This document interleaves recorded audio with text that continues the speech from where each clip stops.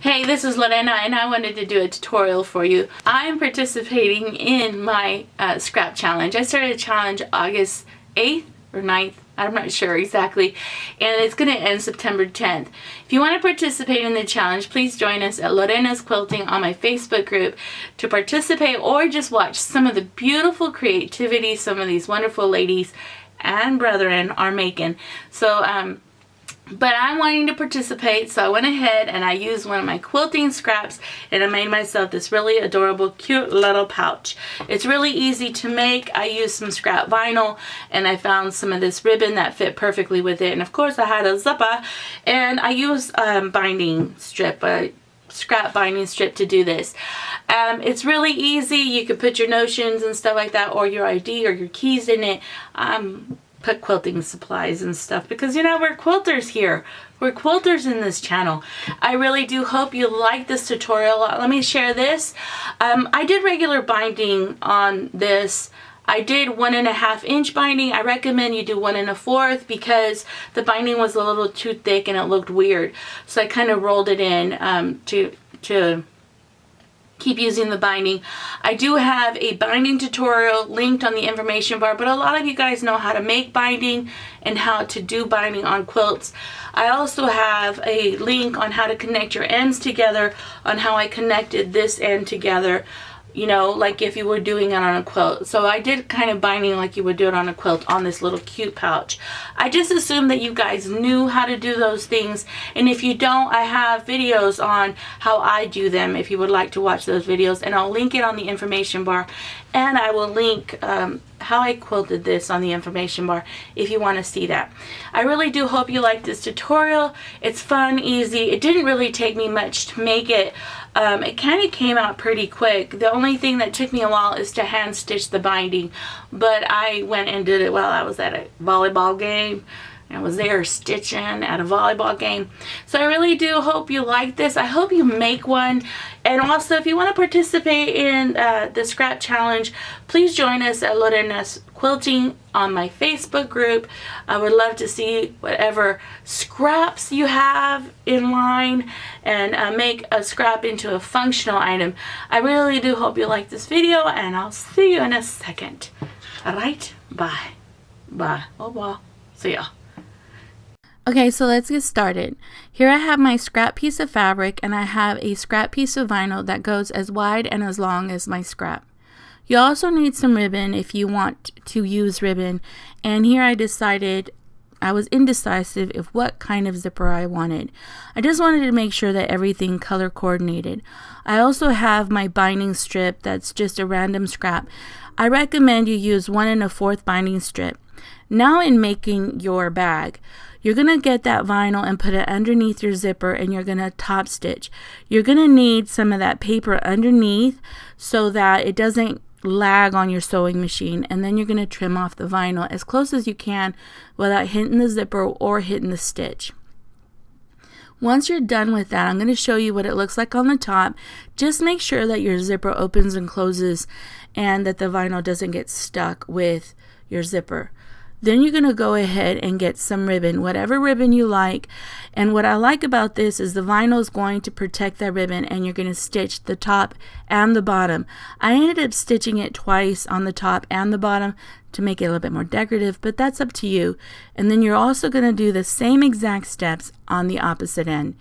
Now, after you're done with this, just make sure that your zipper works, because I kind of put the ribbon too close to the zipper and I had trouble with it opening, and sometimes the vinyl was also too close to the zipper and I didn't cut it off. You're going to have that little white paper tissue. Just go ahead and take it off. The reason you're using that tissue paper is when you're sewing with vinyl, it lags really hard and it's just a pain in the butt, so the tissue really helps. Here is where you decide placement on your scrap fabric. Do you want it higher? You can do it higher, you could do it in the middle, or you could do it lower. It's all about your preference and what you would like to do. Once you have your placement together, it's time to go to the sewing machine. I really do recommend that you put tissue on top of your vinyl as you're stitching. The foot starts to lag a lot with vinyl, and this really does help using that tissue paper. Once you're done stitching all the way around, I left myself an opening. And the reason I left myself an opening is I wanted to make sure that I have the placement right, especially because the tissue paper kind of hit it a little bit. And then I'm going to tack this area down or pin it. And then I'm going to bring in that zipper inside the pouch. And then I'm going to go ahead and stitch.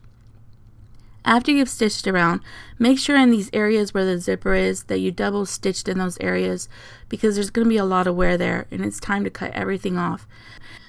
Once you have everything cut off, it's time for you to find some binding. This is leftover binding that I did for a quilt. My binding is 1.5 inches. I really do recommend that you get 1 1/4 binding, because this binding was too big for this little pouch. I use the same technique that you would use for binding, and I am going to link a tutorial on the information bar on a binding that I did on my YouTube channel. Now what happened here is I went ahead and I stitched that peach, it's called elastic ribbon, but it was too short for my buttons, so I went ahead and changed it out for this purple. I also felt that it went better. I just had my binding facing down and I stitched the ribbon right in that place. Also make sure that when you're doing this that you also kind of already decided where you want your buttons. Now what I'm going to go ahead and do is I'm going to roll over my binding and start pinning it with applique pins.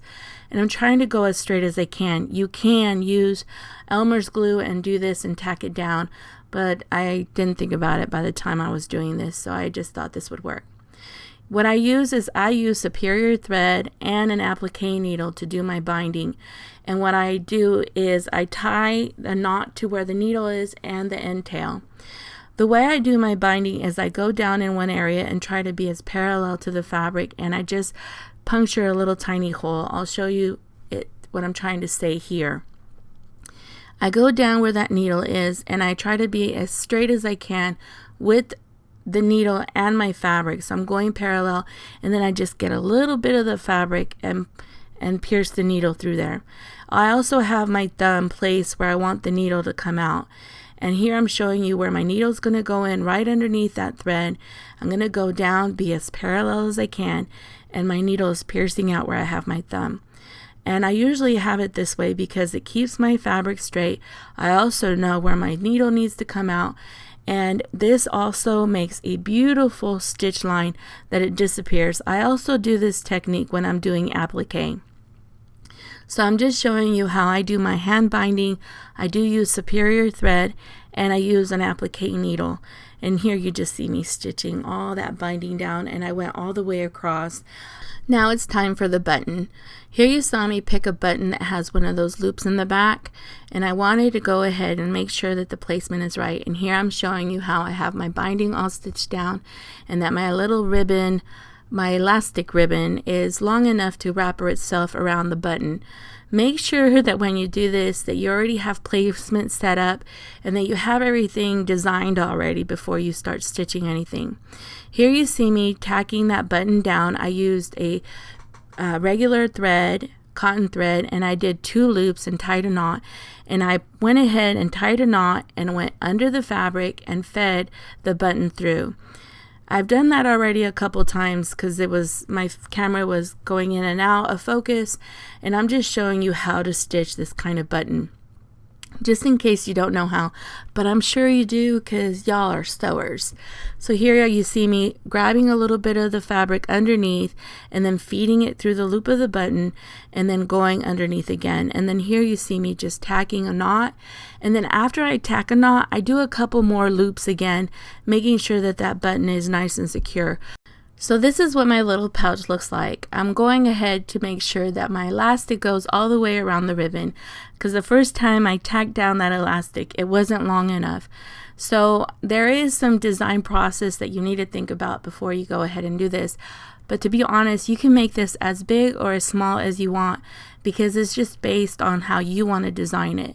Here I have some notions in there, and it just kind of folds really nice, and you can fit quite a bit of stuff in here. And then I also went ahead and put some money with my car keys in there to see how it worked with personal items. So I hope you liked this tutorial. I hope you liked this pretty little bag. This is going to be part of the giveaway on the scrap challenge. I can't talk today.